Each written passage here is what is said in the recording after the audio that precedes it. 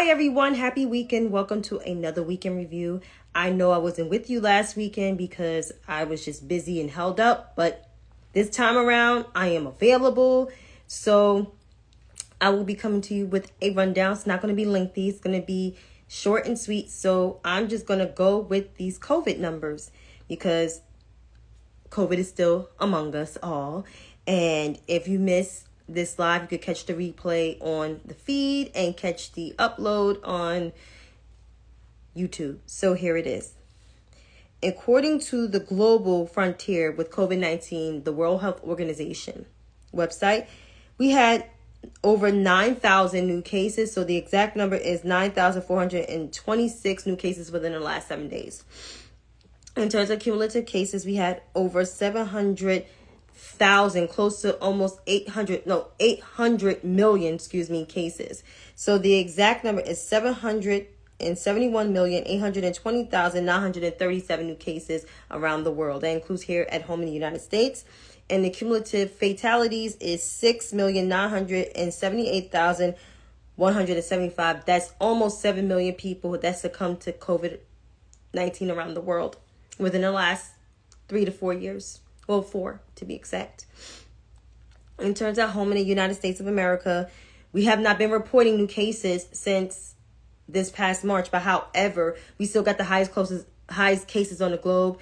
We're 4.2% of the world's population, but yet we still have the most cases. Here we account for 25%. So we are at 103,436,829. And it's over 1.1 million people dead. The actual number is 1,138,309. In terms of keeping data with hospital trends and everything, the hospital rate actually went up by 8.6%. The positivity rate is 0.1.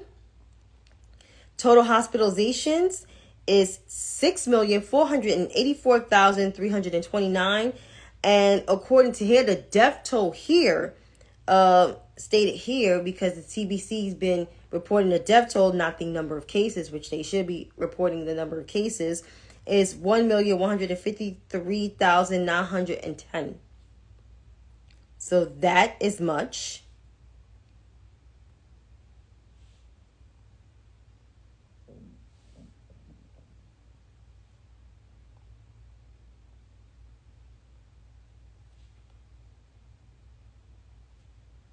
Trying to get these vaccination numbers up.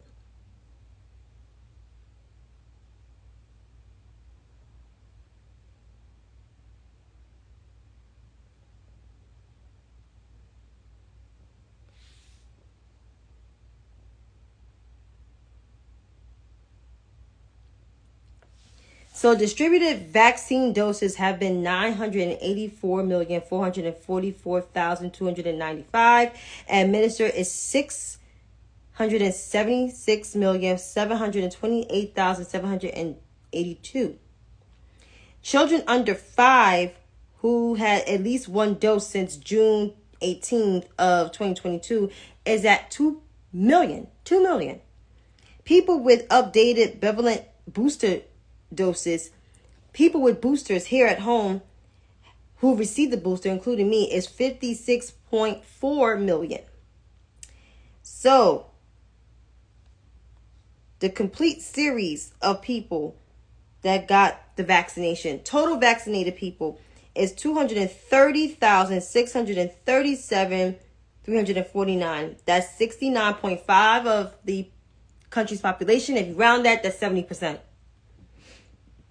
Children under 5, 73.5%. Children under 12, the population, 77.6. People of 18 years of age, 79.1. And the most vaccinated people of the population, 94.4%, is people over 65 years of age. You telling me the older people are getting more vaccinated than the younger people? Yeah, that's something that needs to be changed. That's exactly why we still need to be vaccinated, and people need to take this seriously, because this virus still not going away. I think influenza is trying to make a reemergence again. I don't know. But it's fall season, it's cold season, it's flu season, and it's still COVID season. So I encourage people to get their shots, get their flu shots if they get flu shots. Stack up on some NyQuil, stack up on some Domitat, Robitussin, some Ricolas, menthol halls, whatever you do, and some Vapor Rub, and some Thermoflu. Because you're going to need them. Because we might have a tough-ass winter. And the way this weather's fluctuating, it's doing no good. And also wear your mask too. Yeah, wear your goddamn mask. So there you go. Now, I would like to move on to the president's address. I'm just going to sum it up briefly. He met with the president of China. They discussed trade. They discussed the energy. They discussed everything. And basically, President Biden got his wall up. He's not playing with China. All these Republicans talking about this a rise in China. Yeah, there is a rise in China. Well, you can blame the former person that had that position before the president, because they decided to make buddies with dictators. It's the reason why we got all this conflict, because he also didn't do the peaceful transfer of power. And you can see what he's trying to do within 2024. And people talking about they don't want that matchup again. I knew it was going to be this matchup again, because if the vice president couldn't secure his former vice president couldn't secure the votes, and then you got Tim Scott, who's supposed to be, and I'm about to get into, supposed to be the new leader of the evangelicals. Then you also having other people that's going to drop out soon that has not been appearing on the stage, like that guy from North Dakota, the former governor of Arkansas. They're going to drop out soon. It's all going to be the three knuckleheads on the stage: Vivek, Ronald, Nimrata. And everybody is going to Elizabeth Cheney, Nimrata. And I'm about to get into that demographic soon. But speaking of Republicans, the House and the Senate actually, passed a bill to avert a shutdown. I'm going to look at to see what's in the bill, because I have not looked at the details of what's in the bill. It's important to know what's in the bill, so you know what's going to be affected within the next couple of months.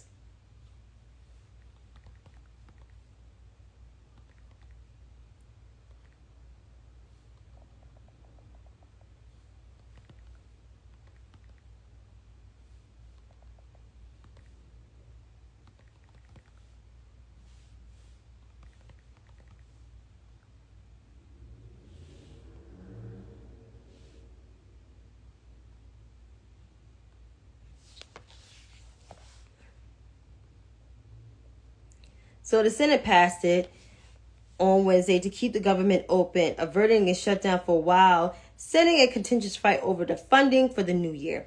So the bill was approved by the House of Representatives on Tuesday and will be sent to the president to sign into law, which it did today. The government funding is currently set to expire at the end of the week, which is today. And the Senate passed the bill with 87 to 11 people that voted against it. Lawmakers are still under pressure to negotiate and pass a full year's spending bills in 2 months, as the stopgap bill creates new shutdown deadlines in January and February. An unusual two-step approach to funding the government. Major partisan divisions, including demands from the House conservatives for deep spending cuts that Democrats rejected as a non-starter, will make the effort fraught and complicated. And the newly House Speaker, James Michael Johnson, will face another major leadership test as lawmakers navigate that challenge. The bill will extend funding until January 19th. That's 2 months away, and that can fly by quick. For priorities including military construction, veterans affairs, what else? Transportation, housing, and the energy department. The rest of the government, anything not covered by the first step, would be funded until February 2nd. The proposal does not include additional aid for Israel or Ukraine, but they're pro-life. I digress, but let me just keep on going. Johnson has argued that his plan would prevent Congress from passing a massive spending bill in December, a scenario that he has played out many times before when lawmakers have faced a deadline right before the winter holidays. By the short-term funding plan sparked backlash from House conservatives who were upset that it would not include a deep spending cuts that they have demanded. As a result, the bill required Democratic support to pass the House. In the end, more House Democrats supported the measure than Republicans, a warning sign for Johnson. He might lose his job. Former Speaker Kevin McCarthy was ousted after putting a spending gap bill on the House floor at the end of September. The move averted the shutdown, but sparked a conservative revolt that led McCarthy's removal as Speaker, which he set that own goddamn role. So more will be on this, but they're not saying what's going to be cut. But I have a feeling they're going to cut stuff from the IRS, because they have stated that. They're going to cut some stuff from food stamps. They're going to cut stuff from in defense spending, which Republicans have been pro-defense spending. Ever since that bum took over their party, he effed up their morals. But their morals kind of like have been effed up, honestly, since 1965. Because most of them didn't even support the, the Civil Rights Act? Voting Rights Act? Yeah. So remember, got good memory. I know how to read. So I'm not surprised. And Mike Johnson might be a new target. But does he mean any good? No. This is leverage here that Democrats need to stay on message and need to stay united. That we need to flip that House and expand out majorities and keep that majority in that Senate. Because each election year is going to get harder and harder and harder, especially if they're legislative seats and executive seats. And that's the truth. And not just for the federal, but for the entire country's state legislators and their executive offices. And that's a fact. Now, primaries. Within a 2-week or week and a half span, two major candidates from the Republican side have dropped out the race. Former Vice President Michael Richard Pence dropped out and made an announcement. And sitting U.S. Junior Senator of South Carolina, Timothy Eugene Scott, dropped out on Sunday. As he was live with former South Carolinian Congressional Representative Trey Gowdy. Am I surprised at these dropouts? No. I mean, Tim Scott was only getting like 3 or 4% of the vote, and Michael Pence was still sitting at 2%.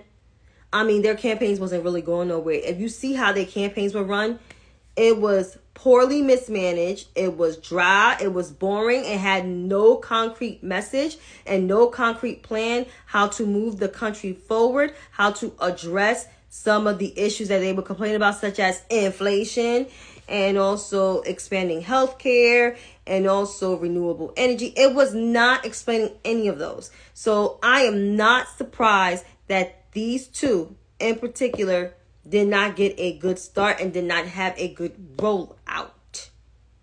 No matter how the crowd size was for Timothy, Timothy still could not convey on that stage and persuade people why he should be the next leader of this country and to beat Joe Biden. No.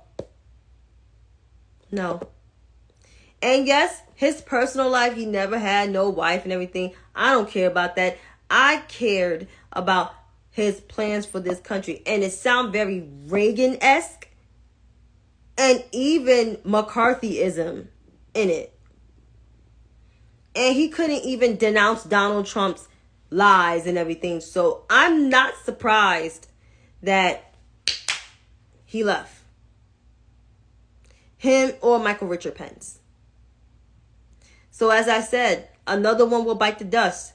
Will it be the governor of North Dakota or former Arkansas's governor William Asa Hutchinson? Who knows? Or former New Jersey governor Christopher James Christie. I can see him going out next behind Asa Hutchinson, William Asa Hutchinson, and the North Dakota governor. Yeah, I can see that happening. As for the primary knuckleheads for the Democrats, let's just say only two Democrats are actually primarying the president. One is going independent and actually probably stealing votes from Republicans. And the other is a Green Party candidate, which I'm not surprised they're not to be taken seriously. The one that I am most adamant and pissed off of, it's not even Marianne Williamson. It's Dean Phillips. Because Dean Phillips is a sitting member of Congress. He voted with the president over 100 times and wants to primary the president because they need new generation of leadership. I have expressed my thoughts about Congressman Dean Phillips. I have expressed the fact that he is the most dangerous in the primaries next to these independent candidates, but he's the most dangerous because he is a sitting member of Congress. He does vote with the president over 100 times, exactly 100 times, and he's primarying him for basically no reason. I don't know if this is a fundraising grab, but this is a bad strategy. And then you're on the internet apologizing to Bernie Sanders, out of all people, who is actually supporting the president's re-election along with Elizabeth Warren and other notable progressives who are supporting the president and the vice president. You look like a goddamn idiot. And then you're going on interviews explaining why you're primarying the president and you don't really have a concrete answer. You don't even have a concrete plan to move this country forward and more to the left. Because honestly, to tell you the truth, the only experience in politics you got is serving in Congress. Compared to 47 years to 3 years in the House, it's very easy to tell who's more electable just because they're older. And let me tell you about that older person who's about to be 81 very soon. That person knows how to get both parties in the same room to come to a consensus, to unite the country. Unfortunately, what's happening is you still got loose cannons sitting in Congress, listening to somebody who should be in jail for insurrection, dividing the country and starting these goddamn culture wars. That is the issue. But that can always be fixed. But with Dean has no credibility, can't even deliver a speech, can't even address systemic racism, and don't believe in systemic racism. So they have. So Dean is not electable, and Dean will be overlooked each and every time. And that's my summary. Now, I'm almost towards the end. So, the GOP, since they have taken one part of the legislative branch, because they don't have the Senate, have not been doing their job. The only thing they have done with Democratic support is averting shutdowns. But we don't know how long that's going to be. But to the voters that put them in there, those that live in suburban areas, and it's not all because y'all keep saying, Chantay, you keep lumping us into such and such. Like I said, if this is not for you, then you can pass on by, as I always say. The majority of people that vote for them at 50 and 60 and 70%, white men and white women alike, these people don't have your best interests at heart. They never did. Okay? They just wanted your votes, and they wanted you to hear their stupid reason of why they're better than the Democratic opponent or the Democratic Party. Are all parties are perfect? No. But both parties are the same? Absolutely not. Because as you can see, there's one party fighting for democracy and to preserve it, while the other wants to see it burn down and want things to be the old way, where most of us, including people like me, did not have their rights in this country, nor their civil rights, to be exact. So you voting for your pocketbook? How do you feel that these people can't even, come to a consensus to vote on a bipartisan frontier? That's why I'm keeping a close eye on y'all asses in 2024. Because y'all want to talk about vote blue and, we need to stick together and we need to all come together. But the minute you go to the booth and say, well, I had to vote for that person, you're done. And more so, this is to white women. And the reason why I don't, I try to be nice to this particular demographic is because we need them, apparently, to vote with us, at least about 40%.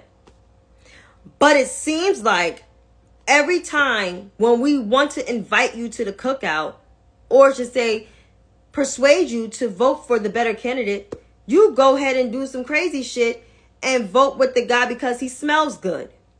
Excuse me?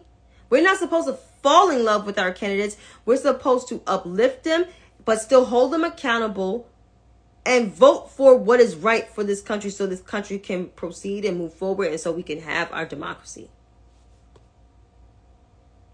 But in a nutshell, I want to say this to, white women in particular. Not all white women. Like I said, if you don't like this video, or if this video don't apply to you, and if you vote Democratic, then don't watch it. The majority of white women, from 53 to 63%, continuously vote for the GOP at higher numbers. I don't understand why. I don't understand what is the reason, what is the logic behind it. But the GOP wants to limit your reproductive rights. They want to limit, your children's rights to learn in school, to learn about actual history. And if you have an LGBTQ plus child, they want to eliminate health care to provide to your child who is transgender, that's going through the transitions, if they're pre-op or even post-op. So these are the same people that's against your marriage if you marry outside your race. So therefore, these people, these Republicans that some of y'all keep voting for, are not for the things that you will want to progress and proceed in this country. So I'm telling you right now, 2024 is a clear choice of who to vote for versus who not to vote for. And if you want a democracy, you should vote for the better candidate, and that's President Biden and Vice President Harris. And that's another thing. Vice President Harris is not your BFF, is not your friend. She is the Vice President of the United States, and she is touting the Biden and Harris achievements and more to come. I understand you wanted your white woman candidate or your alternative candidate. Apparently, they were not available for the market, and they would not meet the moment. So when y'all keep talking about, she talks like this and talks like that, that's how she talks. Nobody got at anybody when they talk with their shaking hands or when they lie. So Don't hold this woman to a high standard because she's not your fave. She's doing her job as the vice president. The same with other vice presidents that they did. And the last time I checked, half of them were not visible vice presidents, but President Biden, when he was Vice President Biden. So you should put all your feelings aside and vote for the better candidate that will preserve democracy and protect your rights in this country. Think wisely. And maybe I will respect y'all. As for the Zoomers, so the Gen Z, the generation behind me, because I'm an older millennial. I'm an 80s baby, mid-80s baby. I have seen some crazy nonsense on the internet that y'all been doing, praising a terrorist. It's one thing you're for, freeing Palestine and people in Palestine being independent. I get it. I understand it.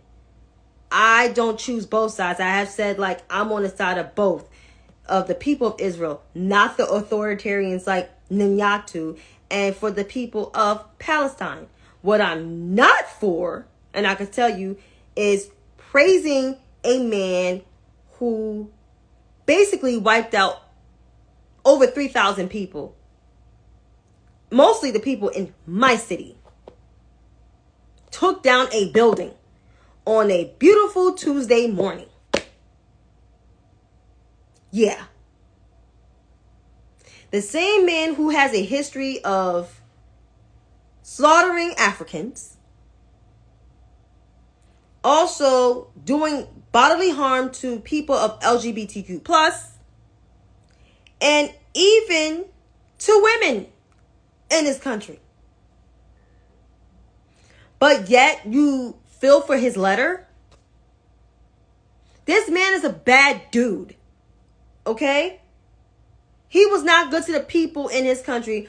What makes you think that people are going to let y'all get away with praising a terrorist? You guys are not in y'all right mind. And y'all been called out, and I'm glad people are calling y'all out, because this was too far-fetched for me. And I got upset because I was a 10th grader in 9/11. And I lived in New York City. And the smoke traveled uptown the next day after the attack. It took a long time for New York City to get back to where they were. We went through a recession because those buildings were done. That was our financial district. And truth to be told, there was some Muslim organizations that was in that building, and there were Muslims that died in that building. Oh, you didn't know that part. That's because, one, y'all didn't understand history. You didn't ask your parents. And two, you looking on the internet for stupid shit and looking at false shit. And the same person that posted that letter, that video was deleted and taken off of TikTok. And that's another problem too. Some of these people, these content creators that are younger than me, even probably some my age, are posting stuff without factual information and that are spreading lies, and unfortunately people are believing them. And I'm here to say that stuff is false. Stop believing these people. These people are not experts in this kind of lane. I urge you to stop. But if you don't want to vote for President Biden, and I'm not holding a gun to your head, if you don't want to vote for President Biden, young people, and I say this candidly, you will face bodily harm and detrimental, well, let me just say this in a clear section, not bodily harm. To young people, if you decide not to vote for President Biden and Vice President, to young people, if you decide not to vote for President Biden or Vice President Harris, there will consequences that will be faced. There are consequences that you would endure with a Republican Party, because Donald Trump basically is saying the quiet parts out loud. Say this again. To young people out there, if you're listening, if you decide not to vote for President Biden and Vice President Harris, you will face consequences with a Republican administration. And if you think they did a lot of damage during the Bums administration, that man plans to do more. He wants to ban all people of Muslim faith outside this country. He wants to say, or, displace African students outside of this country, and wants to close the border for Latin Americans. This man wants an Anglo-Saxon country. And he said that out loud. So I hope you understand of this man being in office again, what detrimental harm he's going to do. And to the black celebrities that are endorsing him, the newest one comes from my neighborhood in Harlem. He will treat you just like a you-know-what. And I can't say it. And the reason is because he does not like black people. I don't care about the First Step Act. He don't like black people. So you think your money's going to save you? You better think again. But until then, folks, peace out, love, have a good night, have a good weekend. And I won't see you next Friday because it's Thanksgiving weekend. So I'll see you the Friday after next. Deuces.